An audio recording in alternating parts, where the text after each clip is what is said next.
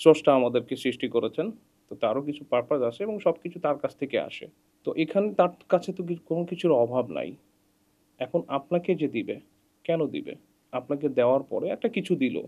দেওয়ার পরে সেই গ্র্যাটিটিউড টা যদি আপনি প্রকাশ না করেন, কৃতজ্ঞতা প্রকাশ না করেন, তাহলে আপনাকে দিয়ে তো সে অতটা সন্তুষ্ট হবে না।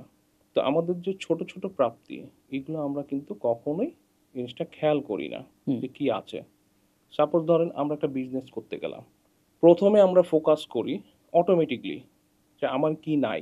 আচ্ছা আমার প্ল্যানিং আছে, আমার স্কিল আছে, হুম, আমার লোকবল আছে, সব আছে। হুম। হঠাৎ করে এইটা আগে মাথায় কাজ করবে। আচ্ছা আমার তো টাকা নাই। তখন কি হয়? ওই জায়গাটায় শেষ হয়ে যায়। এরপরে সে আর স্পৃহা পাচ্ছে না। কেন পাচ্ছে না? সে কিন্তু ফেইথ করতে পারতেছে না। এই নেগেটিভ অ্যাঙ্গেল এ আমরা আগে দেখি। কি আছে সেটা কিন্তু আমরা ফোকাস করি না। যদি এটায় ফোকাস করা হয়, তাহলে কিন্তু ওইটাই কিন্তু আরো বেশি প্রাপ্তি আনতে থাকে।